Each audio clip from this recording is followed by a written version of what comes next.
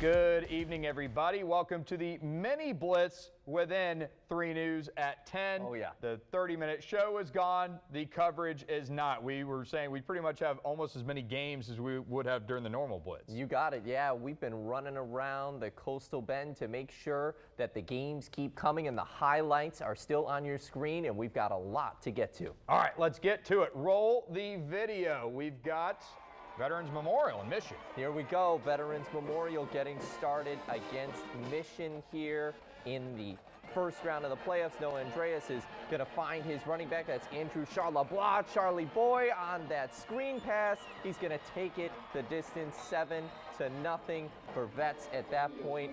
And Ben Bittner loving what he's seeing from the sideline later on in the first. Andreas is going to look deep. He's going to find Derek Gray Jr. He's wide open in the end zone for that score, 14-0 for Vets, looking like they did to finish the season as district champs. Now Charlebois is going to take the handoff and go all the way and run away with this game. Let's take a look at the final score, 45-35.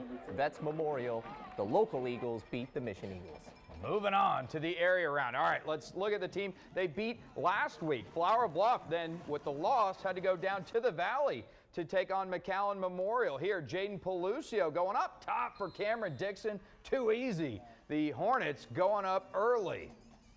Then, later, it's Pelucio to Dixon again. UTRGV to Vanderbilt connection. Holy moly, through the air with ease. And now, remember Andre Mims made that great catch against Vets last week? Well, here, gonna haul it in.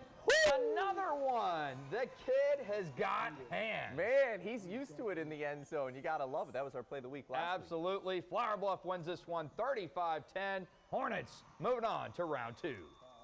Well, that's awesome. All right, now let's keep it moving here with the Miller Buccaneers and the Kerrville Tivy Antlers. We pick this one up in the second quarter. Miller leading 21-13. Broderick Taylor's going to power through into the end zone for one of many touchdowns this evening. 28-13 at that point, extending their lead. Justin Evans loving what he's seeing. Trevor Long looking to go long to Isaiah Gidry into the end zone, and that is a deep score.